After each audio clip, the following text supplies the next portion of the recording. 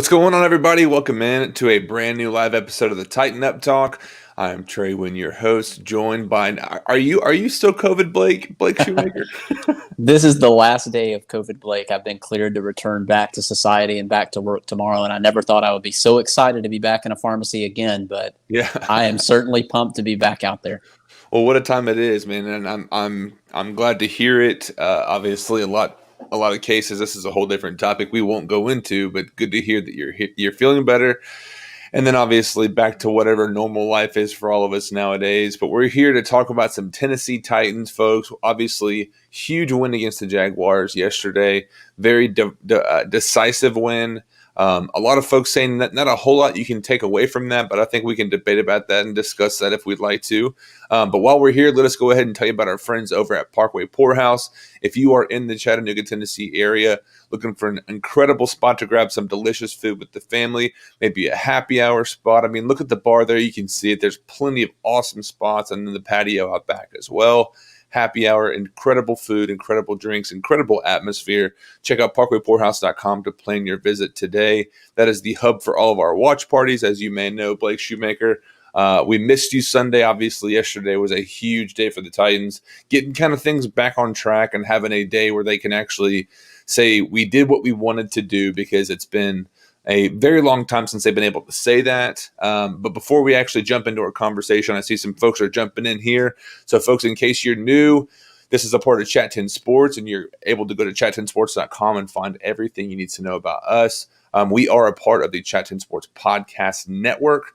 As you can see, Welcome to Valhalla features Michael Piper and Chase Green discussing all things coming out of Rocky Top. This is the Tighten Up Talk. Our Preds Report is obviously off, and our Hitting Dingers crew is off as well. But subscribe wherever you listen to podcasts by searching Chat 10 Sports in the search bar. But Blake, tell me, how did you take yesterday's win, and what stuck out to you as some positives and maybe some negatives? Well, I got to say, it was refreshing to see a game for the team from Nashville, to actually have a game where we weren't stressed out literally the entire game, where the result was in doubt. Now, granted, the Titans did start really slow. Early in the second quarter, you're looking at a 7-3 game, and you're trying to show a little patience, and you're trying to say, okay, where's it at, guys? This is a team that's lost 11 games in a row. This is a team that we've owned for the long term, and when's it going to turn? But after being up 7-3, the Titans, the guys in two-tone blue, scored 24 unanswered points, which started, of all things, with a tremendous drive and a special teams play to end the first half. You go 28 yards in 7 seconds in 2 plays, and here comes Gostkowski, as cool as the other side of the pillow, to nail a 50-plus yard field goal to steal 3 points at the end of the half. And you take that momentum into the half, and then you come right back out in the second half, and Malcolm Butler stepping up with a huge interception. I cannot remember the last time I saw such a complete, dominant performance from a Titans corner in an entire game like I saw out of Malcolm Butler. An interception, a couple of passes defended, had it on lockdown all day. One of the best games I've seen in recent memory. So while on one hand, it falls in the column of games you have to win and games you absolutely should win, on the other hand, it wasn't an in-doubt squeaker of a win like we had against this same squad earlier this year. So putting it in perspective, it's a team we should have beaten, but it is refreshing to see that we took care of business when we needed to. Yeah, and I mean, a lot of the conversation I've heard from across, Titans media, Titans Twitter, social, Facebook, whatever you want to look at. Obviously, it's not some game we're going to go down and hang our hats on. We're better than that. Obviously, it's not like the Vols right now trying to hang their hat on a win over Vandy. They did our job, or they did their job against the Jaguars. Positives, obviously, Malcolm Butler, like you mentioned, was incredible. I'm not sure if he could have been better as far as just overall performance and even impact plays throughout the entire game. To me, it is something I think, obviously, we can discuss Kevin Byard every week now. We have our own Kevin Byard segment of just what is going on with the guy. Obviously, things not going to plan there. But as far as Ryan Tannehill, what did you think about him? Obviously, Derrick Henry had a massive game. Got the forefront of the carries. Obviously, there's and that's one thing we could also discuss for later down the road. And we want to discuss our big topic is why the Tennessee Titans are primed for a playoff push. But tell me what you thought about Ryan Tannehill yesterday, Blake. Ryan Tannehill is really having a spectacular season after having an amazing season last year and setting some really high marks for himself, really building up and earning that contract. A lot of people said that making that contract decision in the offseason was a bad idea. But here's Tannehill again. He's topped 3,200 passing yards. He's sitting at 3,209. Looking at a little research, Matt Hasselbeck still holds the Titans era passing yardage record in a season, which is fairly laughable. Yeah, for real. The Hasselbeck record is 35-71. So Tannehill, with 3 games to go, is just 362 yards away from that mark. So it seems fairly certain that, knock on wood, something goes wrong or has a couple of bad performances that he should top that mark. But if the season were done right now, looking at that total yardage, if the season were done, no more games to play, it would still be a top 20 season all time, yardage wise, for a Titans/Oilers quarterback. But not just that, it's the total efficiency and the total number of touchdowns. Looking at the number of touchdowns that Tannehill has thrown for this year, he's sitting at 27 with 3 games to go. That ranks 4th all time for a Titans single season quarterback. And the 3 ahead of him, or I'm sorry, 3rd, not 4th, 3rd. The only 2 ahead of him were George Blanda's season in 1961 and Warren Moon in 1990. And the top number is 36. So he has 3 games to rack up 8 touchdowns to maybe tie that record. But number 2 is just 5 touchdowns away from that mark. So it's amazing what a guy can do, once he has, he would be doing even better if he had an offensive line he could count on regularly. But all things considered, I'd say he's doing a great job having all those weapons around him. Henry to keep the defense honest, and then those weapons in Davis and Brown on either side. You can't just gang up on one receiver. You're looking at weapons all over the field. Absolutely, yeah. And I'm looking through. I know right now we're having some issues as far as Periscope. So let me make sure we can double check that while we're discussing everything here. But yeah, Ryan Tannehill, one thing I know obviously across the league that's going on is the ball is coming out really quickly just to offset the pass rush. And even for the Tennessee Titans, I'm sure other teams as well are also trying to offset offensive line issues. Again, Quessenberry, he's playing pretty solid, but there's still a big difference between when that pocket's able to form around Ryan Tannehill, he can navigate his way up. And like we saw, Khalif Raymond's touchdown in Baltimore last year, that was just, absolutely to a T. And even Sunday, that flea flicker was perfect, had plenty of time. As the game goes on, though, obviously the more skilled defensive pass rushers, Myles Garrett's, obviously we may see the likes of obviously DeForest Buckner if the Colts hang around, and then even beyond there with Myles Garrett again, even TJ Watt and the Steelers as well. So a ton of pass rushers that can come straight down the pipe. But obviously I'm concerned as far as the offensive line, not to try and get too far ahead of ourselves, of just thinking, could they eventually fold over and give away as mainly a backup as far as the left tackle spot? Now, obviously the remaining 4 are day one starters, thankfully, but it is something that obviously we're losing some Jonnu Smith. Obviously, Jeff Swaim stepped up huge this week. That's one thing I wanted to kind of tip my cap to him, officially becoming a Tennessee Titans tight end as just Ferkser did, Pruitt has, and now he is on Sunday. But we're kind of missing some Jonnu Smith, and I don't know if it's something. Obviously, he was out last week, comes back this week, still limited. Are they trying to save him for the postseason? But all this to say, I kind of wanted to go down our rant here of why they're primed for a playoff push. Is the last 3 games here are really working in the Titans' schedule favor as far as the schedule wise, because again, the Jaguars kind of resets you. Here's what we should be doing. We're able to do it against a bad team. Next week against the Lions, and then it all kind of crescendos and builds up to the Packers game. If the Titans are able to get in there, obviously really have that test, see where they're at, but obviously build themselves back up, get their confidence back up offensively, even defensively, as Christian Fulton is now coming back. Great news today. But obviously we still wait to see if Adoree Jackson could go, and are they still holding him out for the postseason, as we kind of flirted with as far as some ideas for some conspiracy theory of the week over here. But yeah, for all those that are jumping in here, thanks for joining us. This is the Tighten Up Talk. part of the Chat 10 Sports Podcast Network. Be sure to chime in, tell us what you think as we discuss these topics. Obviously, Derrick Henry, we want to have a kind of overall, let's take a step back at the history of the Tennessee Titans and Oilers history as well, and say how good is Derrick Henry as far as what he's doing right now, because the conversation that kicks up now is obviously 2,000 yards and, how many does he have to average a game? But Blake, what are you thinking as far as just the overall conversation that you could have as far as how good Henry is right now, but also we can kind of navigate our way into the conversation with the greats of the Tennessee Titans running back stable, if you will. Yeah, I will say that it really comes down to one thing, and it's durability of your running back. Because looking at numbers, you're never going to be able to maintain at that high level all the way through the end of a career. It's very rare that happens. Typically, you will have a drop-off in production, a drop-off in yardage, yards per carry, things like that. But looking at where we are now, Henry sits at 1,532 yards with 3 games left to play, which puts him at having to average about 155, 156 yards a game to reach 2,000. He would be the 8th player in NFL history to do that in a single season. Most recent of which was Adrian Peterson back in 2012. So it has been a while. Very impressive thing coming out of this past weekend. I know that Henry was standing on the sideline, and we were all jokingly saying he had to have lobbied to get back in for that big carry to get over the 200 mark. But reading statements from the players after the game, it looks like Henry had nothing to do with it. It was actually his teammates that wanted to see this happen. So, again, going back to the culture, they love this guy. He's a leader in the work ethic.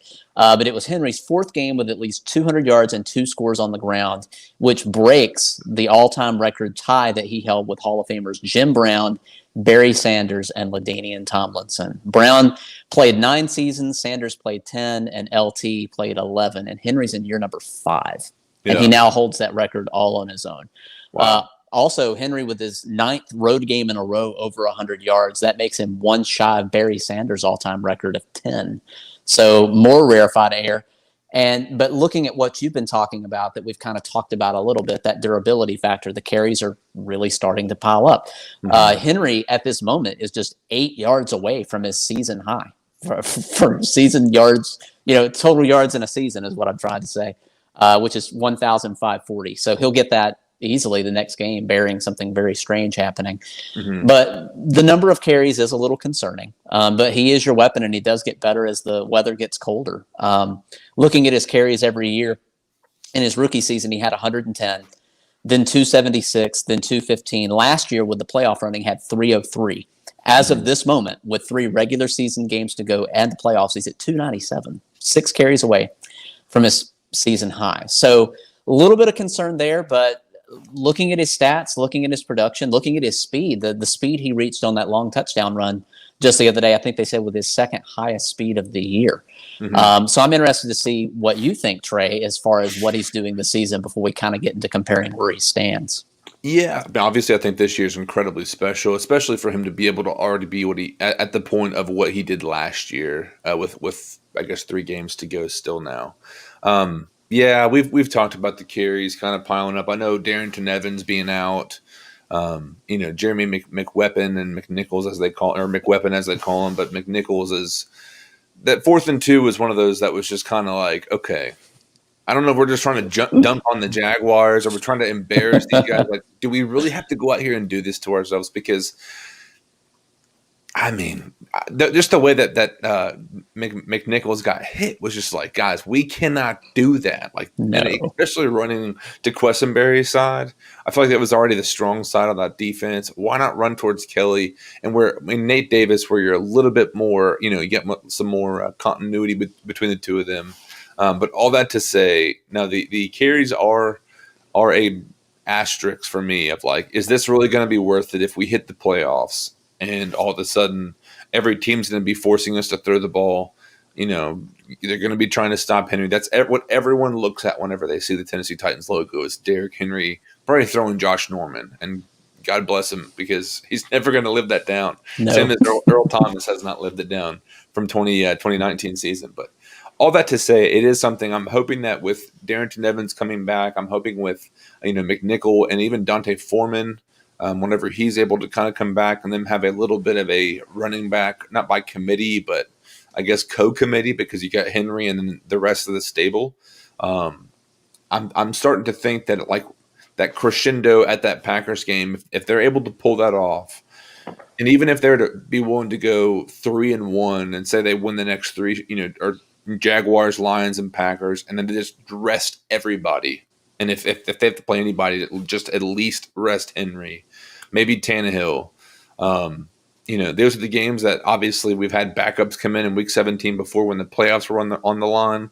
If we don't have to have that opportunity or that situation come out again, let's avoid it if we can and rest our players, right? Like, again, I think we mentioned it before we started. When's the last time they were actually able to think about doing that?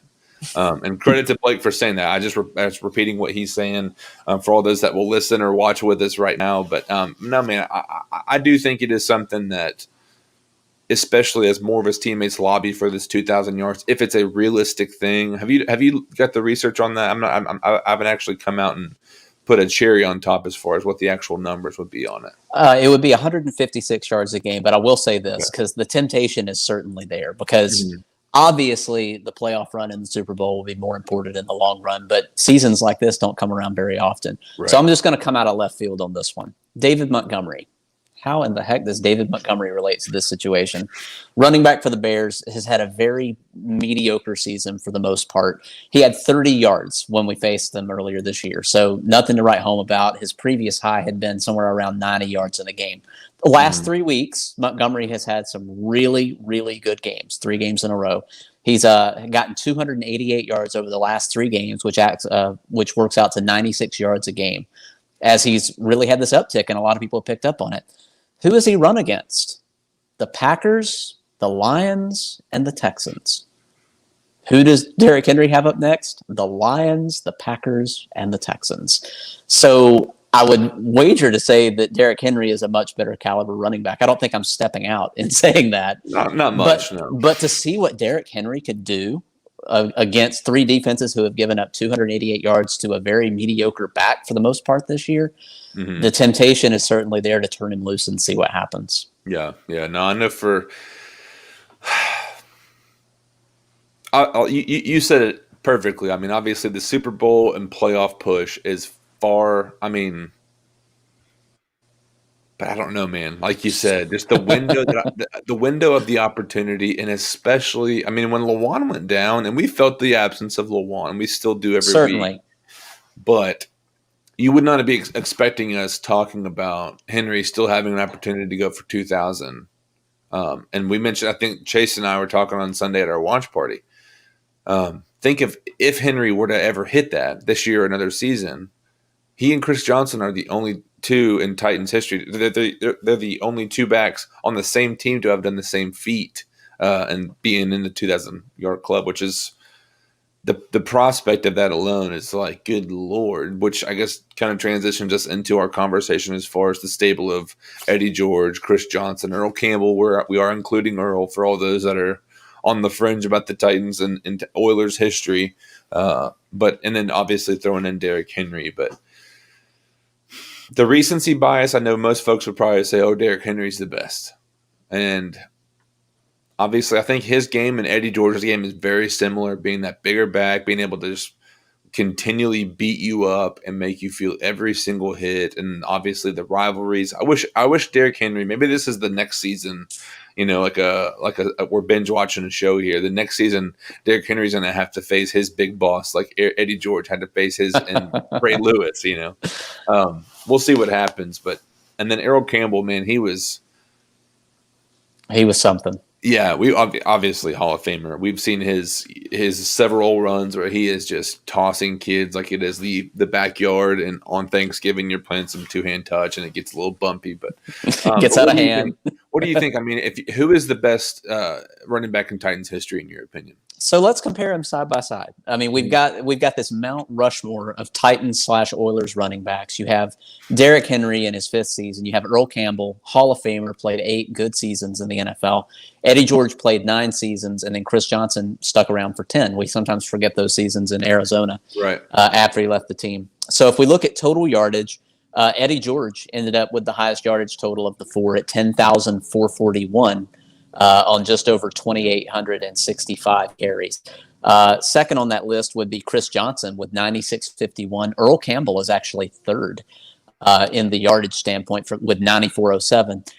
Henry currently stands at 53.65, but again, he's only in his fifth season. So if he's able to keep up that level of production, he could certainly challenge some of those numbers.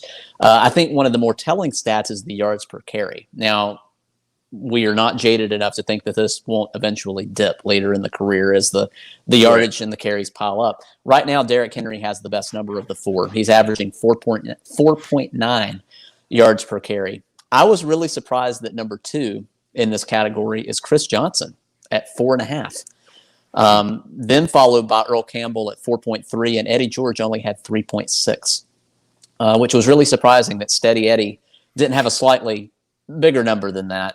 Looking at the touchdowns, total touchdowns, when you're looking at total TDs, Eddie George has 78 total, 10 of which were receiving. I had no idea that Eddie George had 10 receiving touchdowns in his career. So 68 rushing, 10 receiving, followed by Earl Campbell with 74 total touchdowns, who had exactly 0 receiving touchdowns in his entire illustrious career. Generational. I wouldn't imagine there wasn't much of that going on. Third would be Chris Johnson. He has 55 touchdowns rushing plus 9 receiving. And then, of course, fourth, just because of time, Derrick Henry has 52 on the ground plus 3 receiving for a total of 55.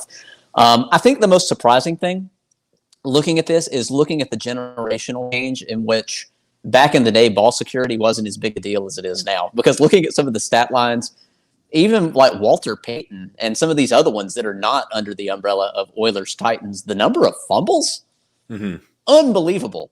Earl Campbell had 43 fumbles in his career, and he lost 32 of them.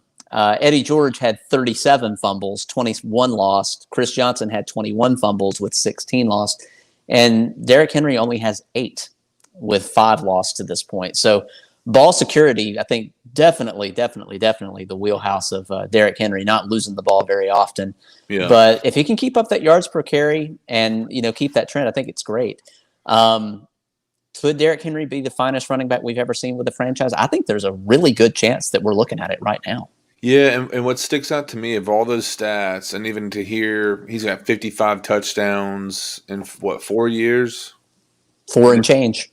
And so these other guys have in the 70s, 50, or Chris Johnson. That's impressive. I mean, obviously he is the just to think back, probably is Chris Johnson, the last player that was able to have those electric type of runs. Where I mean, even last year in December, and we're still kind of waiting to see the continuation of this year's version. But I mean, he was it was a matter of time, and the more carries he got, and that's where I think. We can discuss Derrick Henry and the future, and obviously the touches and all this different stuff, and what that means for his, the longevity of his career. Because that is one thing. Obviously, we see a lot of these running backs get these deals.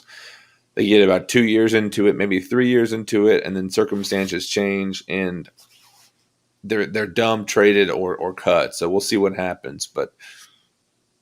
Obviously, that's way down the line. a little bit of a bummer, but yeah. Sure is fun to think about, though, right now. I mean, enjoying it right now. Whew. Yeah, and it's something to me, too. I mean, obviously, with just us laying it out plain, even to think about Eddie George as a Hall of Famer, I think he should be at some point in that conversation. Obviously, making a Super Bowl appearance, having one of the better teams of the late 90s, early 2000s, like you were just – And especially, I mean, obviously, if Peyton Manning wasn't in the division with the Titans for as long as he was, who knows what the Titans could have really done. Even the Jaguars were competitive those late 90s seasons. And Mark, I'm going to say Garrard, but that's the other quarterback. Brunell.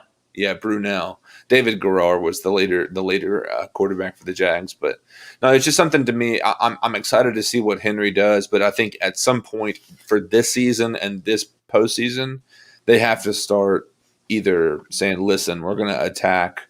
If it is on the ground, then utilize the other 3 guys that you have waiting to, get reps, and probably who need some reps was Darrington Evans, McWeapon, and then obviously Dante Foreman. But I don't know. It'll be fun to see what happens. But that is one thing I'm going to be continually watching and kind of concerned as time goes on. Do we want to talk about Kevin Byard? I don't know if I want to dig into the like ongoing. We're not trying to trash the guy. I'm sure that dead horse is around here somher. Yeah, yeah. So let's just go ahead and pull our golf clubs out and just start swinging. But I mean, the thing that comes to my mind, and this is even for off season, even next year, is Kevin Byard playing badly enough to put himself on the trade block, do you think? I mean, it's possible, but it becomes a question of who wants to take on that contract. I mean, $70.5 million for a 5-year deal, and he's 1 year and change into the deal. I mean, even if you do trade him away, in all likelihood, you're going to take such a huge cap hit on that. I mean, it's possible if the right situation were to come along and you have a team with a defense that feels like that he could be the spark plug that puts it all together for him. Mm-hmm. I don't know if we've quite reached that level of it with the team. I know that us personally have just been so disgusted is a strong word, but it really fits at times. Just watching him let the game happen around him without really. He's not making it happen like he has in years past, and I don't know what the difference is. Yeah, people can say that the defensive coordinator. I was even thinking through the idea of the absence of a guy like Logan Ryan, who was extremely beneficial to the secondary last year. Kerry Coombs. I don't know Anthony Midget that well, the current secondary coach, but obviously that's a pretty big drop off. And then obviously Shane Bowen to Dean Pease. And I don't know if Kevin Byard is just having a 2020 year. And I don't know if this is something that we need to just chalk up as a weird thing, but I think it's been long enough that we've seen it happen it's been the better half of the season, right? Like this is not necessarily. No, this is not new. Yeah, this has been going on for some time now, and I'm just thinking through. I mean, that is a big contract, but at the same time, I mean, Kevin Byard's put some really good film on tape and all that, and put some good play out there. Obviously, coming off of a bad year, we'll see what happens. But I mean, it's to the point now where I know Vaccaro was out. They're hoping that Vaccaro can come back this Sunday. And tell me what you think about, I mean, at the rotation of safeties, because Byard and Vaccaro being 1 and 2, but then you've got, Hooker and Cruikshank. That I guess Cruikshank would be number 2 behind Vaccaro, and I can check the depth chart to confirm that. But what do you think about, I know Amani Hooker's been getting a lot more reps just because of Vaccaro having been out. Josh Kalu is listed because Cruikshank is showing on IR. Do you think Amani Hooker, I mean, would you consider him a liability, as some are saying?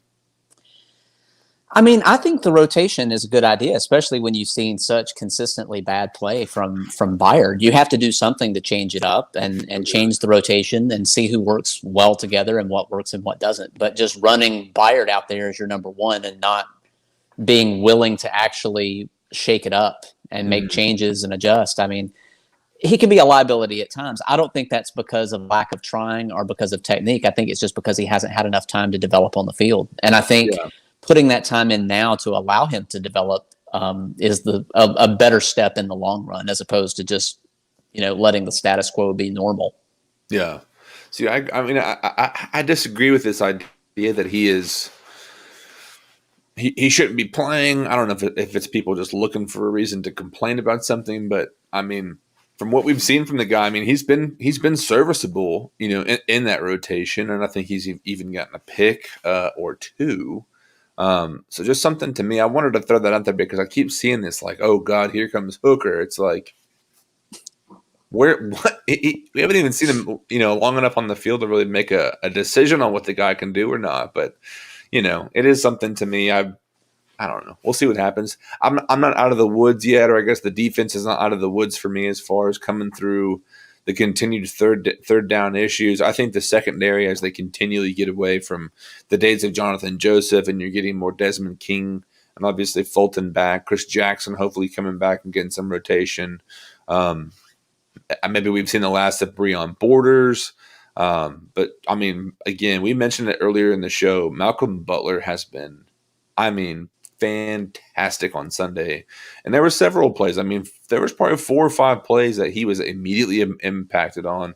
The one thing that he could have done better was probably sack the guy whenever he actually went on a blitz. Was just like, that's the kind of day he had. So I just wanted to throw that out there because it was so notable. And just for all those watching, I think Blake, we might keep it about 30 minutes tonight, maybe here, and then come back Thursday night and maybe download some more for this Sunday. And then as for those that were with us last week, we will be watching Thursday Night Football in the background, so keep that in mind. Maybe talking some picks, maybe talking some other games around the league. But just to close this thing up, any last thoughts as far as even as we prepare for this Sunday, potential injuries? I don't know if you have any thoughts in that area, but don't want to eat too much of our content up before we get to Thursday. That's for sure. No, it'll be interesting to see what'll progress as the week goes on. I know the big story out of the Lions camp is Matthew Stafford's injury and just how serious it might be. All indications are right now that he's still going to be good to go, but a lot can happen over the course of a week. So we'll definitely be keeping an eye on that, as well as keeping an eye on whether or not Adoree Jackson, whether this will finally be the week that he comes in. I think every week that he's not in, I'm going to make up a new injury theory as to what may have happened. So I'm going to go with he tripped in a puddle at a Waffle House parking lot for this week. So I've been there, and I've been there actually, but I do think that this would be looking at the playoffs. Obviously, I think they have been resting him. I know we kind of talked about the idea of our conspiracy theory that Vrabel's had this big, massive plan for all along. I think we were joking from J. Martin Ramon from 104.5 The Zone, but that was something that was funny. But just to think through, if it's going to happen, I think it should be this week, just for the sake of kind of knock off whatever rust you can, and hopefully next week he's prepared for a guy like Aaron Rodgers. Ready to go. But obviously a win's a win in the NFL. I know some people want to try and say it's a 1-12 Jaguars team, probably getting the second overall pick, unless Trevor Lawrence goes full Eli Manning or something and says no thanks to the Jets. But no, as we close this out, obviously I'm Trey Wynn. You can see our handle information below us here. Feel free to connect with us on Twitter, Instagram for me. I believe, Blake, are you the RX guy as well on IG? Are you on Instagram? I don't have an Insta. That's the one thing I don't have. So I kind of, the more people I meet and they're like, yeah, I'm not on Facebook or Instagram or anything. I'm kind of jealous of you, man. Kind of jealous. As I'm over here, waiting for the next hit, whatever I can get. But as we do close out this show, we want to make sure that we are brought to you by our friends at Manscaped. And folks, it is the time to buy gifts. Guys, if you have not prepared already, this is for uncles, brothers, cousins, whatever you've got. Go to manscaped.com. Check out everything they have, guys. I'm talking about the Lawnmower 3.0, which has been completely redesigned and reset the standard for men's grooming and men's trimmers, because this Lawnmower 3.0 is the cream of the crop. So make sure and get your shop on, fellas, at manscaped.com. We get 20% off and free shipping with our code CTS20. So make sure and stop by there and prepare for the holidays that are quickly approaching. I guess less than a couple weeks away here. And then to close it out, our friends also at Parkway Poorhouse in Chattanooga, Tennessee. Incredible atmosphere. They're actually hiking up their standards as the COVID cases are rising. They are taking more precautions, being extra careful. And as our host for our watch parties here in Chattanooga, Tennessee, they do a fantastic job for us. So make sure and check them out, parkwaypoorhouse.com, to plan your visit today. But just to close it out, Blake, I appreciate you joining me. Hope you have a great rest of your night. And for all those, keep an eye out, and we'll see you guys back here on Thursday. All right. Tighten up. Tighten up.